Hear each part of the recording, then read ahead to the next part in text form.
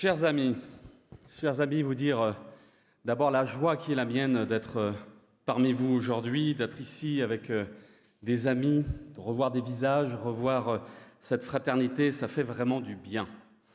C'est le fruit d'un long travail et je veux à mon tour remercier Bernard Cazeneuve. Merci de ton engagement, merci de ce manifeste, merci de cette convention.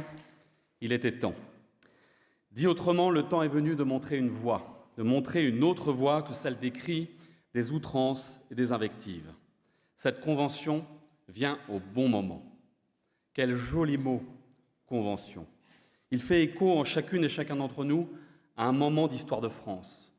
À un moment d'histoire de France instable et fécond de la République naissante. La convention, je l'associe aussi à un autre joli mot, celui du contrat. Le contrat, ce qui lie, ce qui relie, avec des obligations, des devoirs, mais au final la possibilité d'un parcours commun de libertés individuelles dans une nation unie et une Europe puissante. Je pense que tous ici, nous ressentons l'urgence d'installer, de réinstaller des espaces de débat, de conversation, de discussion, de confrontation d'idées. La gauche qui accède au pouvoir, cher François, cher Elio, chers tous, elle est bien celle des idées, au service des autres, de tous les autres, et bien entendu, des plus fragiles.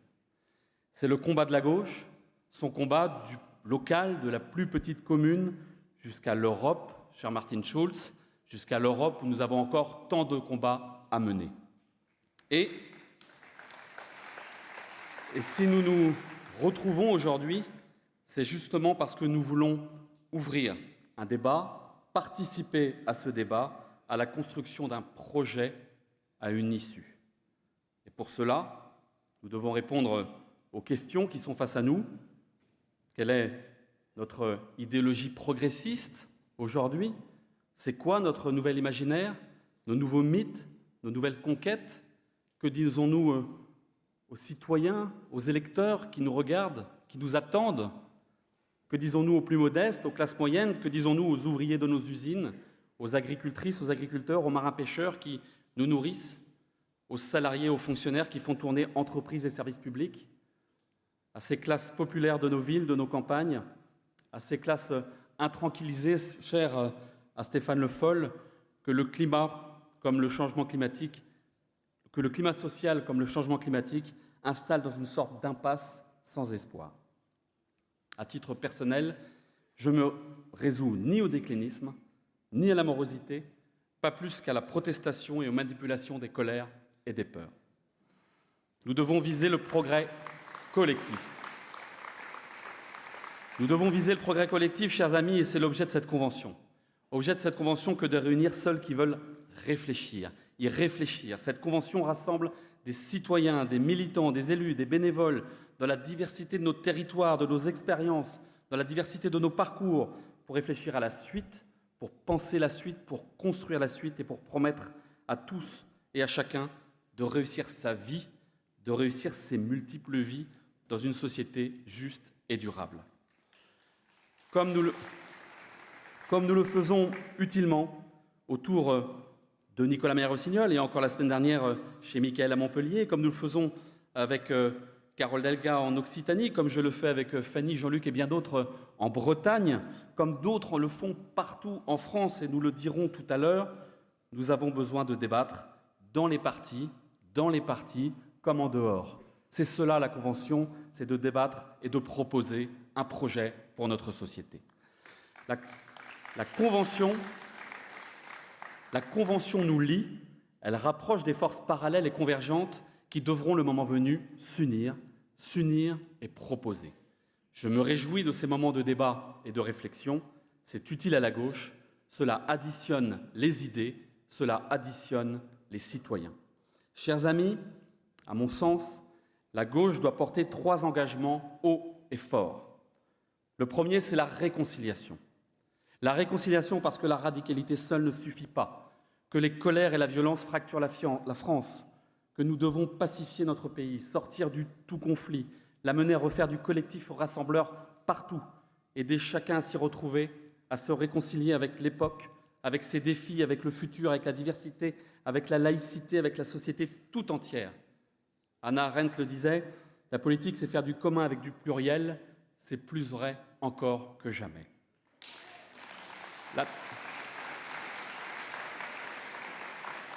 Le deuxième engagement, c'est la transformation. La transformation, parce qu'entre l'angoisse du futur des uns et le business as usual des autres, être de gauche signifie être à la hauteur de ce qui nous arrive. Être à la hauteur de ce qui nous arrive, et ce qui nous arrive est sans précédent. Sans précédent, insondable encore, profondément bouleversant. Mais en même temps, c'est à la source d'une nouvelle société écologique à poursuivre, d'une justice sociale à repenser et un nouveau modèle économique forcément durable.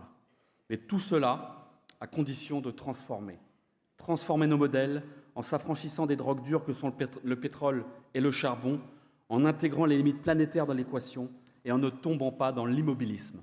L'immobilisme qui est notre poison, qui est ce nouveau conservatisme, ce conservatisme du « pas ici, pas maintenant, nulle part et jamais ». La transformation, c'est du courage politique, c'est du courage républicain, c'est notre credo historique, nous, à gauche, c'est notre devoir pour la France et pour l'Europe, c'est notre confiance dans la chose publique, dans l'engagement, dans l'initiative et dans l'innovation. Enfin, l'émancipation. L'émancipation, car l'émancipation est essentielle pour continuer à faire vivre un idéal qui est profondément de gauche, la solidarité. Parce que la transformation sans la solidarité, c'est ce qui est en train de laisser trop de gens au bord de la route, dans une précarité insupportable. Et c'est là, quand la France se tend, se raidit, se braque, que les partisans de la radicalité prospèrent. Or, c'est quoi la solidarité aujourd'hui ? C'est quoi la solidarité aujourd'hui ? Ça ne peut pas être simplement de secourir et de subvenir aux besoins. Ça ne peut pas être juste une histoire de compassion ou de bienfaisance. La solidarité, c'est de permettre à tous, partout, quelle que soit sa condition sociale, générationnelle, territoriale, de prendre sa place dans la transformation, dans la société. L'émancipation, c'est d'abord l'école et l'éducation populaire. Ô combien indispensable est la capacité pour chacun de construire sa vie, de concilier ces vies qui aujourd'hui sont tant entremêlées.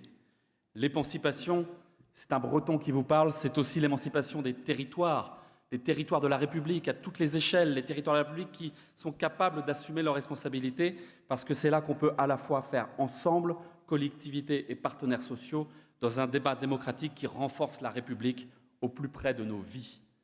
Réconciliation, transformation, émancipation, c'est du concret. La Convention, c'est cela, c'est du concret, c'est le lieu du débat, c'est le lieu où on réaffirme nos valeurs, c'est le lieu où on bâtit un projet pour nous parler au-delà des structures et des partis. Elle rassemble sans rejeter, elle réunit sans trier. Alors, chers amis, chers camarades, travaillons, débattons et construisons les nouveaux équilibres. Construisons les nouveaux équilibres. Entre le chaos et l'enthousiasme, moi, je choisis l'enthousiasme. Merci à tous.